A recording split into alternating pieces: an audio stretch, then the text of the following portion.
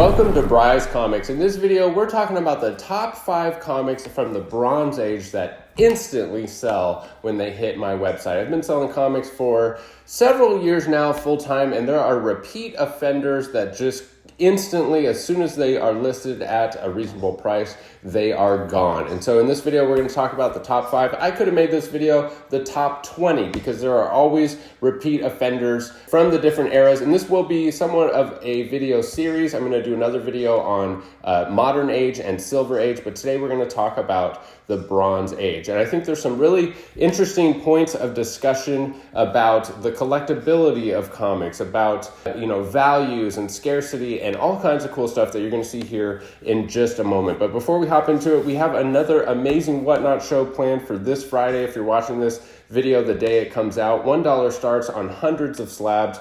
15 slab giveaways. We'll do the double wheel spin. In the last show, there was $600 in prizes given away on top of the 15 slab giveaways. It seems like every single show we're getting a double winner because in these shows, if you win 2 giveaways in the same show, you get to spin a prize wheel for your shot at $1,000 in cash. So it's a ton of fun, a ton of awesome stuff, and there's a link down in the description for $15 towards your first purchase if you're new to Whatnot.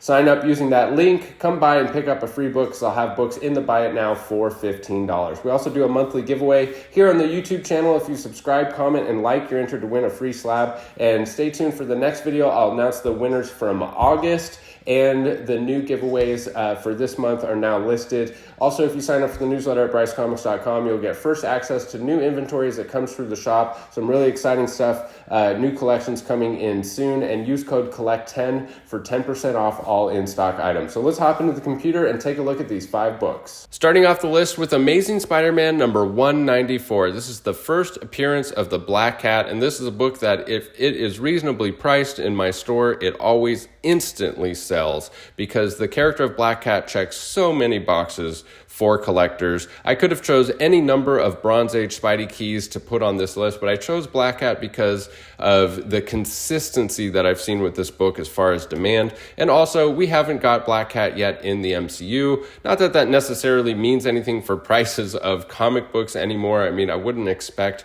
a crazy jump up in price on this book when she's announced. I'm sure there will be increased interest, but I'm not sure it would move the needle too much on the value of the book. Maybe a little bit, especially when a rumor is announced about which character is going to play Black Cat in the MCU. That will probably be the big, hype moment for this book in the future, is when we finally figure out who is going to portray this character that we all love so much. And before we look at the census and look at some prices and values of this book, I want to take a look at this page, which is called tcgfish.com. And this is for Pokemon cards. And bear with me, guys. I know you're probably not into Pokemon cards, but there's a really cool feature of this website that I think would be awesome to apply to comic books. And there might actually be a website that does this for comics that I just don't know about. But it's this right here, the collectability score. And so it assigns the card a score out of 100 based on these 5 categories: popularity, vintage, grade difficulty, liquidity, and affordability. And these don't translate perfectly to comics, but they do in a lot of senses. So I think that you will probably never get a score of a perfect 100, because if the book is super popular, highly liquid, super vintage, hard to get in high grade, it's probably not going to be affordable, which is the case for this card right here, for this Charizard. So for the purposes of this video, we're going to take a look at some of these characteristics and apply it to comics, but it's going to be based mostly on just my personal experience with how quickly these books sell. But if we look at the census, we can see that there is 11,169 total copies of Amazing Spider-Man 194, of which only 581 total copies are 9.8s. We actually do have 4 9.9s, but when you look at this ratio here, 581 out of 11,169, that's about 5%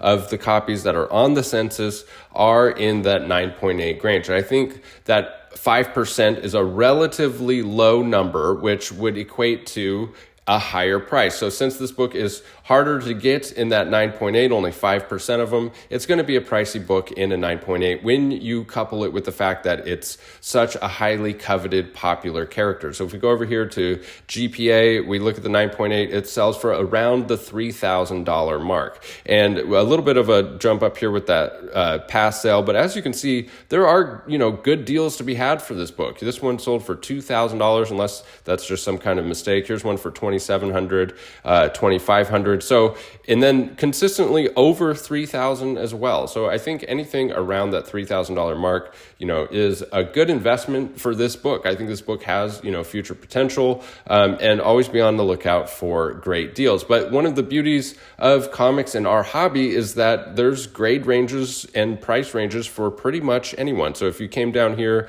to the 5.0 range, you can get a nice presenting 5.0 copy of this book for around $160 for this book. And we'll come back to this number and this grade range for some interesting analysis later in the video.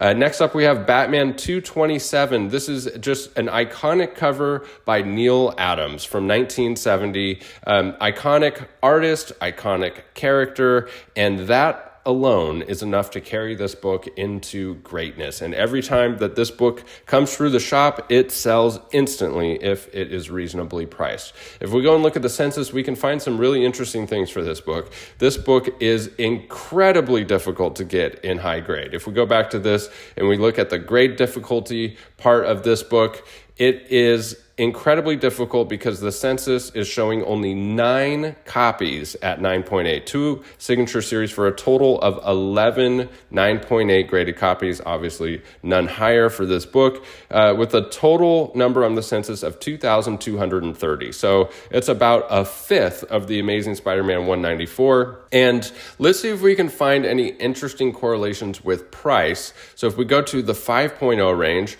here's one for $515. And, that's about, a reasonable price today for a 5.0 is around $515. But here, look, you can see in June, a 5.5 sold for $400. So, there are good deals to be had in different grade ranges. But $500, it's about 5 times more rare, and it's about 5 times more expensive.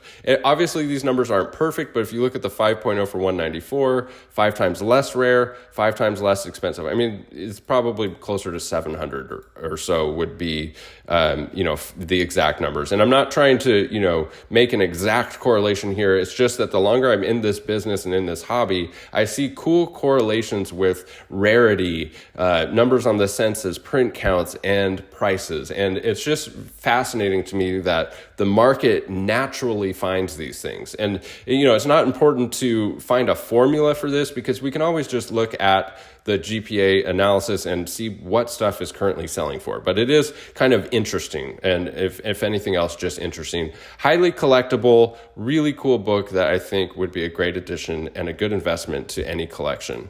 Next on the list, we have Marvel Superhero Secret Wars number 8. And this is all about the cover first and foremost, this amazing cover by Mike Zeck. And you add a little bit of key significance here for the origin of the Black Symbiote costume and this iconic run of Secret Wars, and you have an instant classic that this book instantly sells whenever it hits the site. And we get some interesting things when we look at sales numbers and the Census. The 9.8 is going for around $546. And if you look at the Census, this is the highest Census count of any book on this list for this video, 28,337 total copies on the Census. And the vast majority of these are in the high grade range. Like if you look at the 9.4 to the 9.8, even a couple 9.9s and 10s on the list. So if we look at this collectability score here, the grade difficulty would be less because this book is easier to get in high grade. And that is directly reflected in the price. So it's just an interesting thing. It also looks so damn good in a 9.8, you guys. This book just looks so clean and so nice in a 9.8. If you can save up or stretch your budget to shell out the $500 or $600, I think it's totally worth it. It's just such a cool book to own. It's a good investment. It has, good liquidity, a good track record, consistency. It's established itself as an iconic cover. I mean, it checks all the boxes. But if you're looking for a lower grade copy or something even more affordable, you go down to the 5.0 range and you can get one for $50. And you can probably find one that presents pretty darn good for a 5.0, and then everything in between as well. Next on the list, we have Green Lantern number 76. This is the first appearance of Appa Ali Apsa, a guardian of the universe. But the real significance of this book is, first and foremost, the cover artist and the cover art by Neil Adams. Classic, iconic cover. And it's also just a significant issue in that it marks a turning point in comics. It's considered by many to mark the end of the iconic Silver Age and enter into the Bronze Age of comics. And it also is an introduction of controversial social themes in comics, which was pivotal with this issue. In particular, this issue is where Green Lantern is reprimanded by a black man, which was an expression of frustration by the creators for the lack of accurately presented black people in comics. So it marks a transitional time in comics. Couple that with a classic cover by a renowned artist, and you have a classic key. This is something that is incredibly difficult to get in high grade. If we go and look at the Census, there's only 2 9.8s of this book, and the last time it sold was way back in 2014, almost a decade ago, hitting a mark of $31,000 for 9.8. I don't even want to fathom what this would go for if this hit the market today in a 9.8, but I'm sure it would absolutely shatter this record. 9.6, also in the tens of thousands of dollars. So this is one that you're going to have to, get comfortable with a lower grade if you want to be in a more affordable range. The 5.0 range clocking in at about $300.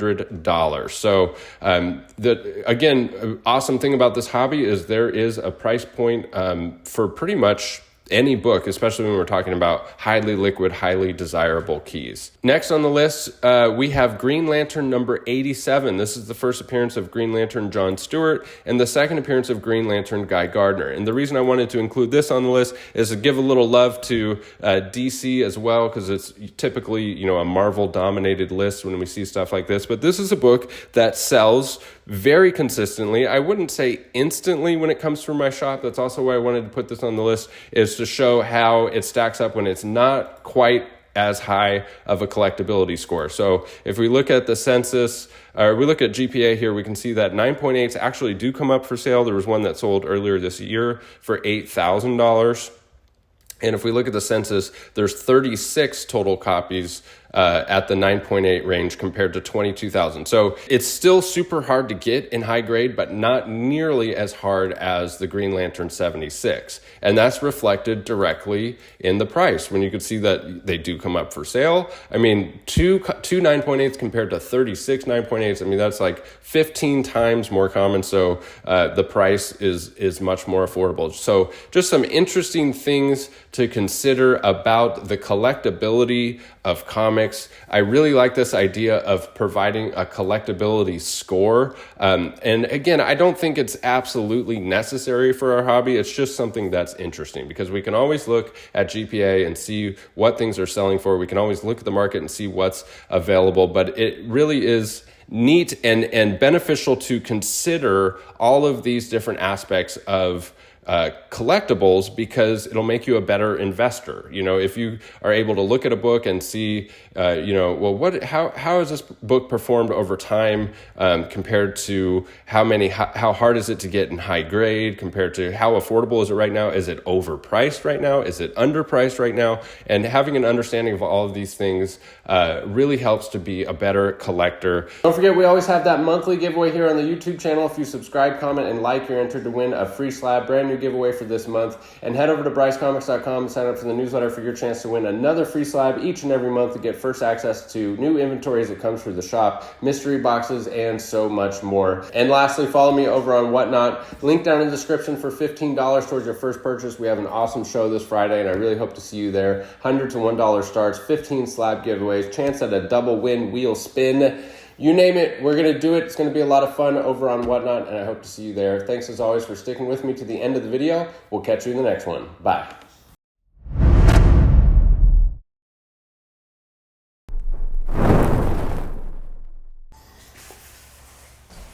All right. Checka, checka, checka, checka, checka, checka, checka, check. Nope.